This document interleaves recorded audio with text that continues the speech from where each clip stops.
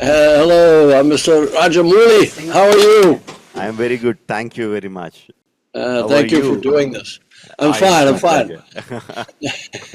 I'm a little tired. We've been bopping all over the world. We went to Los Angeles, Paris, China, and Tokyo, Japan. And now I'm back home in New Zealand for 2 days for our New Zealand premiere. You've been on these. I think, sir, it is at least for me. I get so tensed up before the release of the film. At least this keeps my mind occupied. The promotionals keeps me occupied. Yeah, exactly. Because otherwise, before the film comes out, I don't know about you, but I'm always very nervous. And if I don't have something to focus on, I'd just be pacing back and forth all day. Absolutely the same thing here, sir. Well, I look forward to our dialogue. And once again, thank you for doing this. I know you must be very busy with Varanasi now. Yes, sir. But it's an absolute pleasure. All right. Well, if I can reciprocate, when your new film is coming to market, please keep me in mind. I love to have a dialogue with other filmmakers. I think we need more of that. Thank you, sir. We'll definitely do that. Thank you. Thanks for the offer. First of all, I would like to thank because you made me the first person, or probably the only person amongst 1.45 billion people, Indians, to watch Avatar Fire and Ash.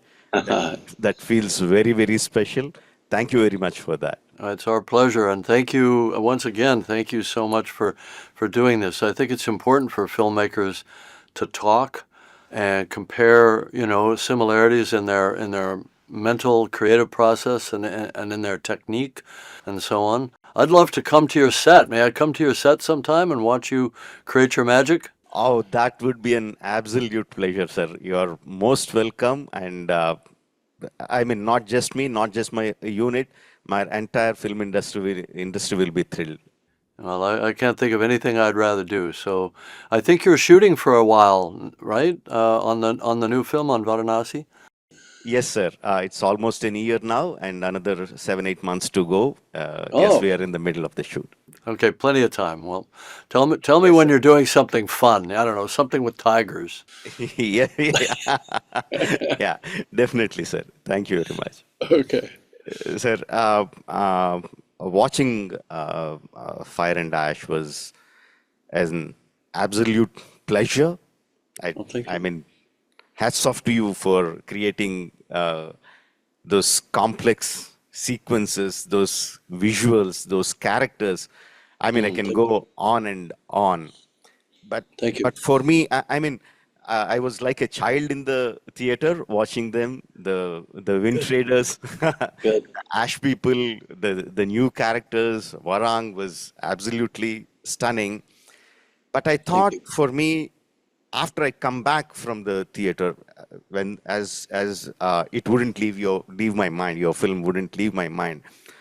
What really got me hooked was Jake's moral dilemma. Hmm. I thought Avatar, the first Avatar had it. It was so strong. Jake's moral dilemma between Yes. the Navi and his own people. I Yes. thought, can he ever beat it in the Right. coming films? Can he ever beat it? But I think in this, it is much more stronger. I mean, if I talk a little bit more about it, probably I'll be a spoiler. I don't want to be that, but We'll dance around the spoilers. I call them teasers. yes, yes. So my question, my actual question is that Avatar has like innumerable subworlds in it. There are so many characters, strong characters, fun characters, complex characters, and I'm sure you have many more characters in your mind than in the film. Correct. So when you have so much of information, so much of playthings around you, which one do you give precedence? The emotional crux or the characters, or can't you separate them?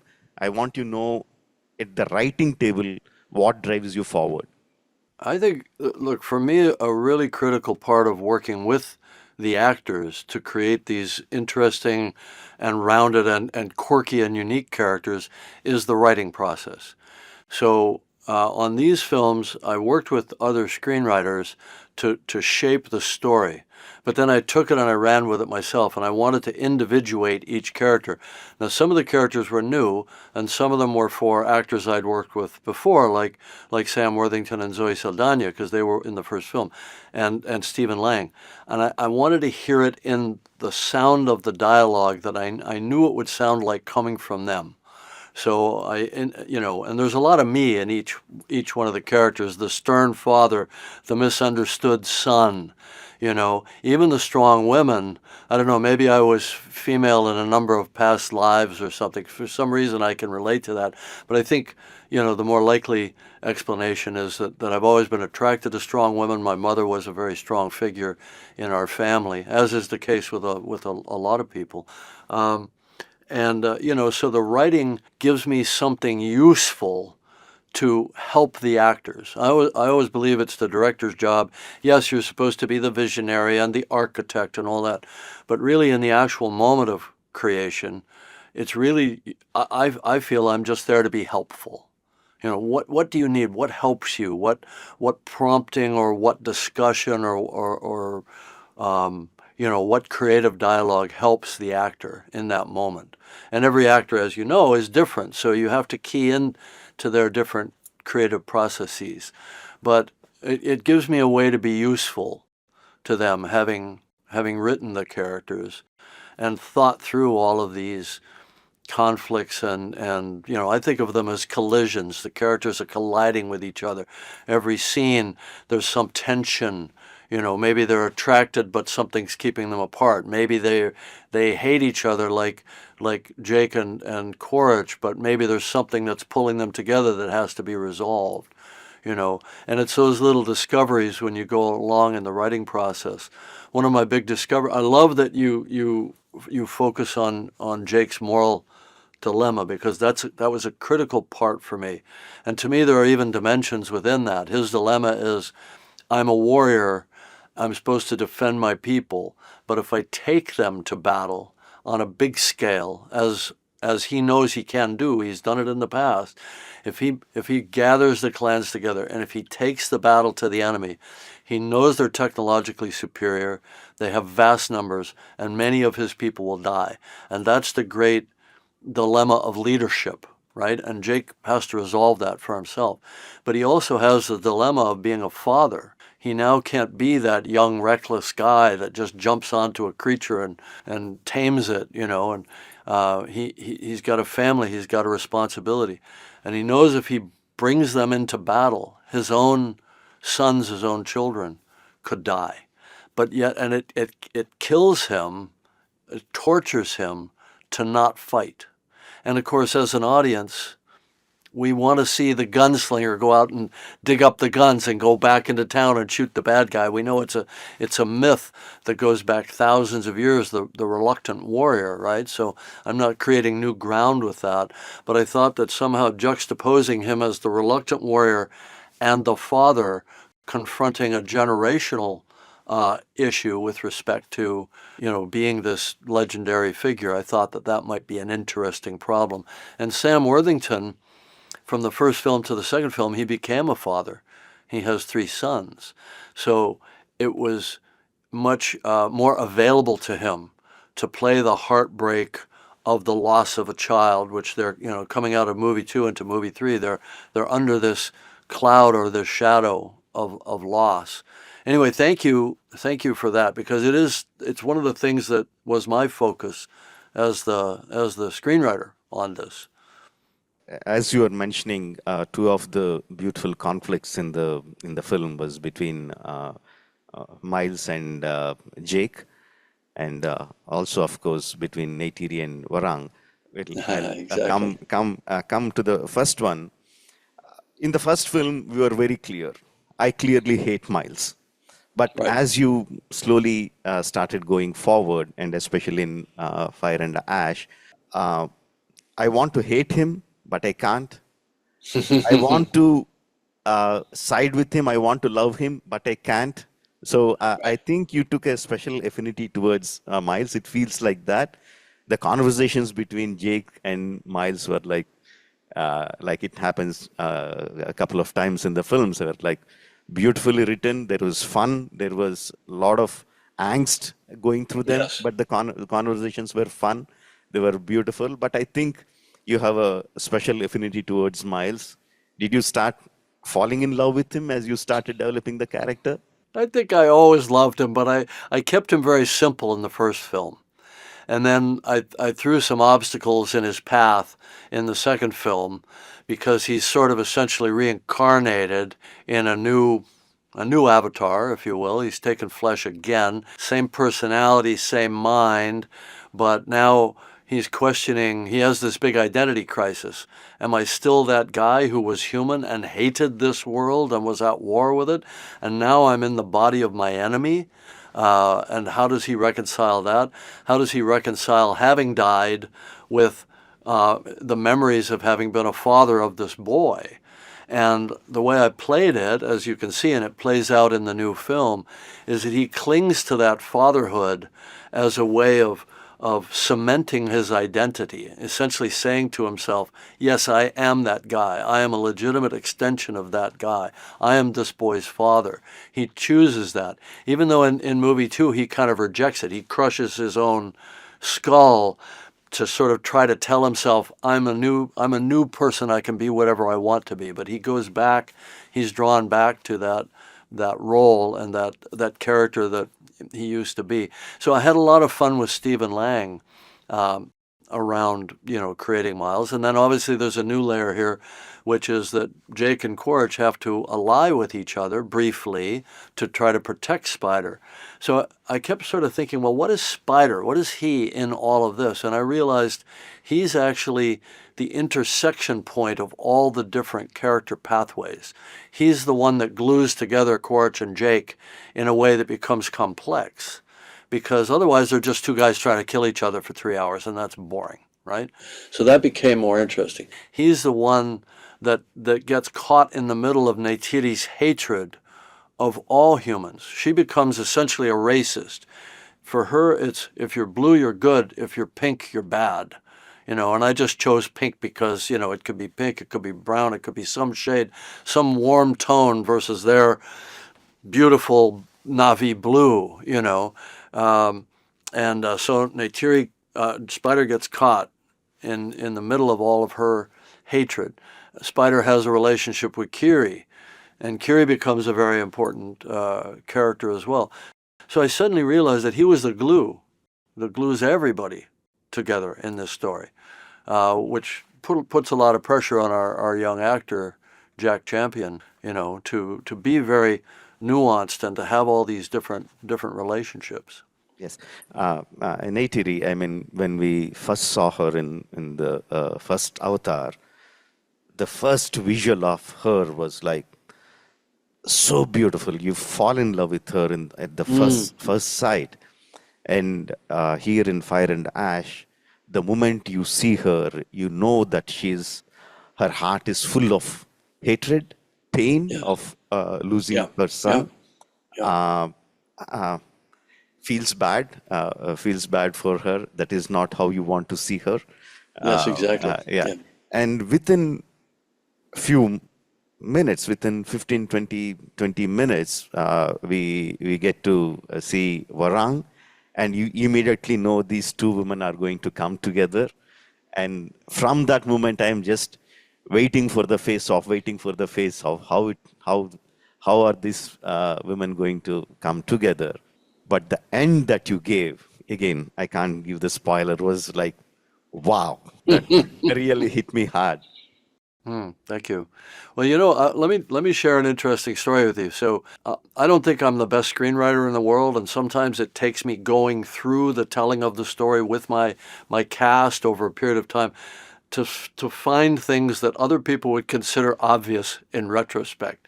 So it seems pretty obvious that Neytiri and Varang should meet in battle in the first attack of the Ash people. It wasn't in the script. But one day I was sitting there and I said, Varan really needs an interesting creature that's different from everyone else. And that wasn't in the script either. So the designers ran off and they came up with this amazing kind of four-winged animal. And then I said, hey, wouldn't it be great if Neytiri and Varang fought in the middle? And everybody was like, oh, it's not in the budget, it's not in the script. I'm like, no, but it's going to be great, guys. Neytiri can just fly at her and they can fight like two eagles. And of course it's one of the best action moments in the film. But, to me, what's wonderful about the process is because performance capture is relatively inexpensive compared to live action, most of our cost is in all the finish work, trying to get the CG up to a level of some degree of photoreality. So the performance capture is relatively inexpensive. We just go on for months, finding our way through the story. And so we just made that up and we just captured it, and we had a lot of fun with that. So anyway, for me, it's a constant process of discovery.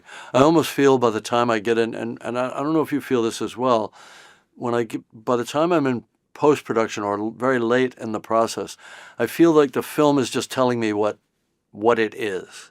That I may have gone in with strong ideas, but as I get through it, it's like, all right, now the film is telling me what it must be.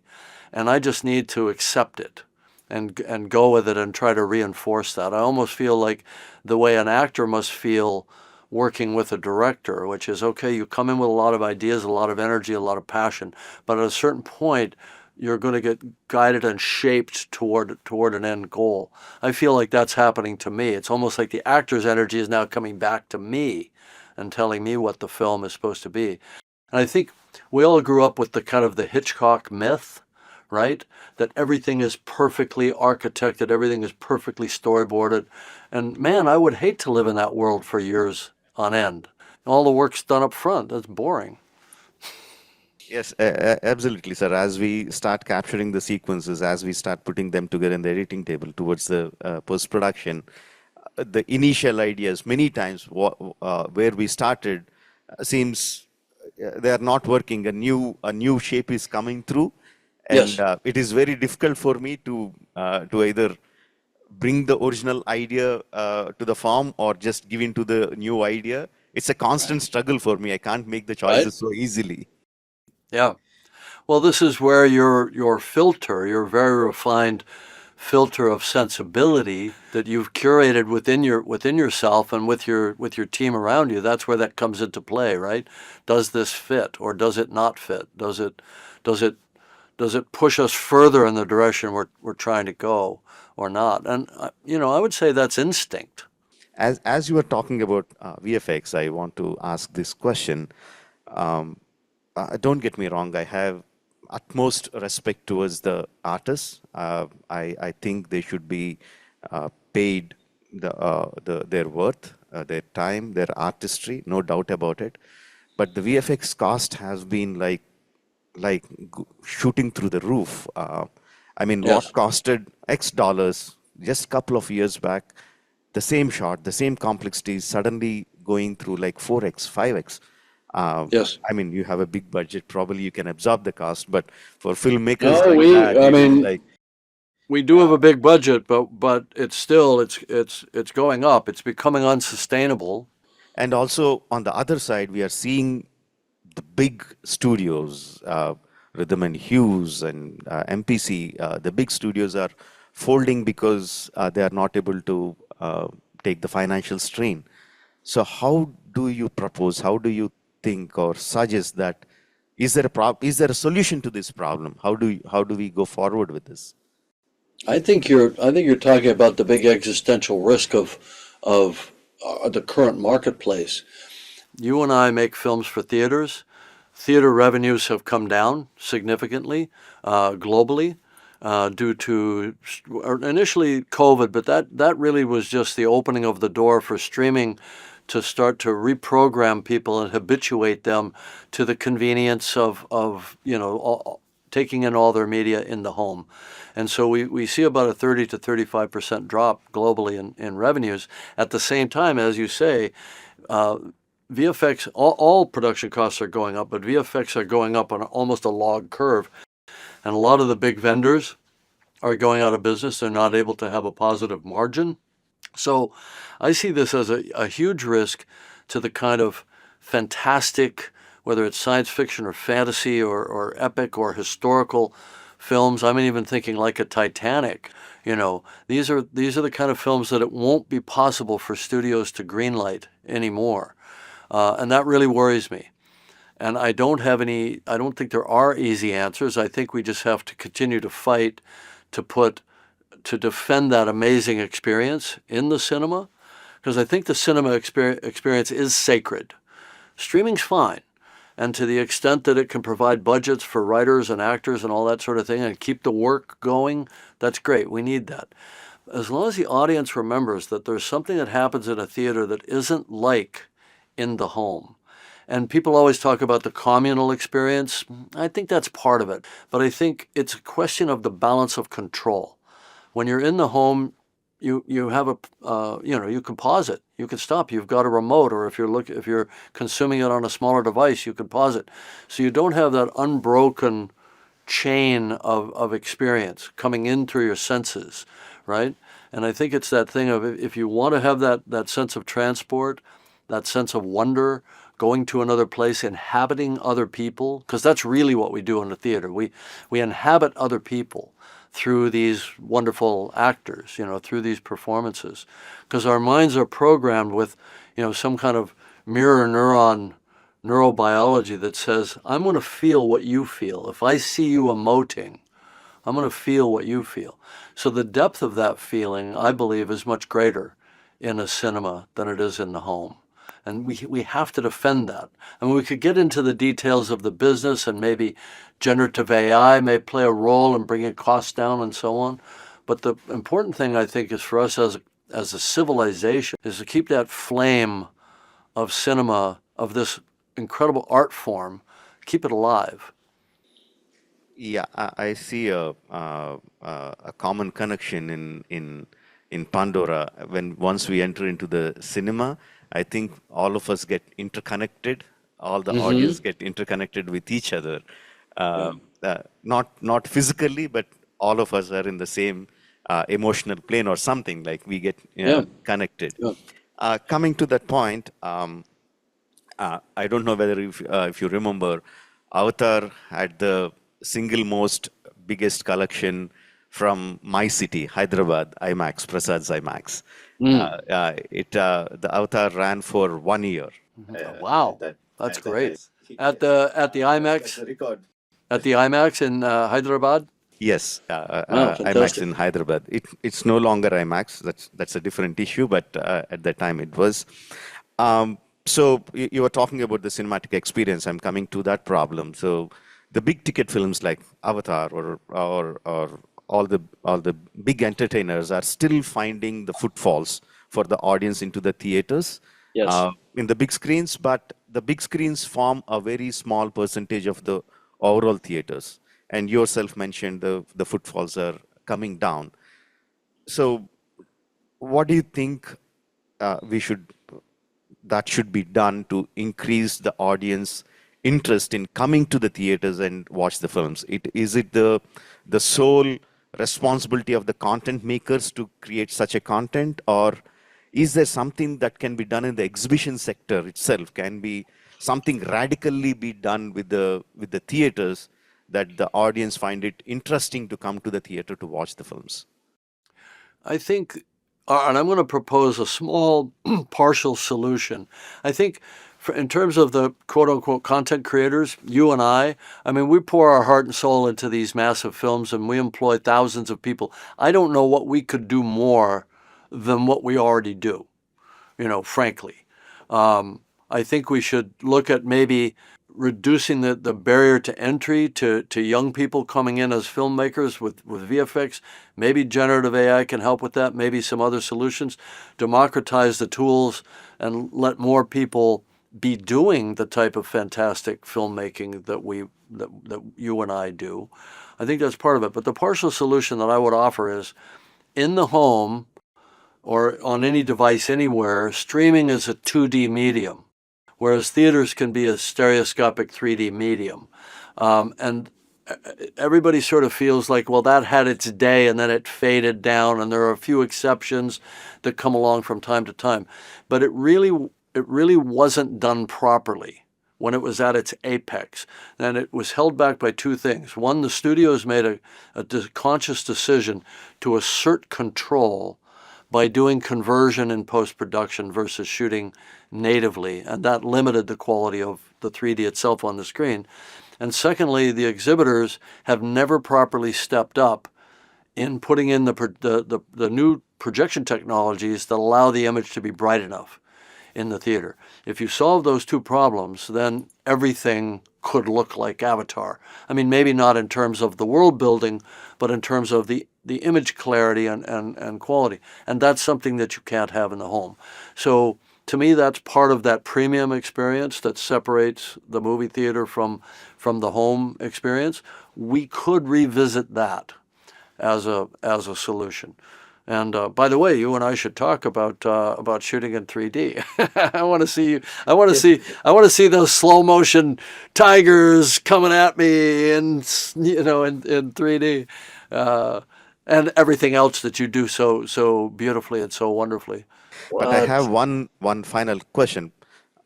Before I ask the question, one thing is like I'm really looking forward to go and watch Avatar again, Fire and Ash again, with lots and lots of people all around me, getting connected with them emotionally, but watching your Right. masterpiece on screen. Just can't Thank wait to you. see it. My last question is like one terrifying thought that's been there on the minds of on my mind and lots of filmmakers around the world like me about this generative AI disrupting the process of filmmaking. So do you think, are we in the near future or far future or whatever future, are we at a place where the visuals can be created the exactly way that you envisioned on paper by using the text prompts or image prompts? And if it happens, what happens to the creative artists? What happens to the content creators like us? So I want your thoughts on that. I want to be. I need to be very clear in my wording around generative AI. We've never used it on the Avatar films. Our process is a very linear process. It starts with writing, it goes through acting, and then we take those captured performances and then we build on them. We don't change the performance at all, but we just build the world around it, and we do all the lighting and the cinematography as a kind of a downstream process. So it's a bit of a strange process, but it's effective in creating these characters and these stories. I believe that generative AI is very dangerous if it eliminates that sacred process of working with and through the actors to tell stories, because I find that to be a feedback process that's very positive for me and for the film.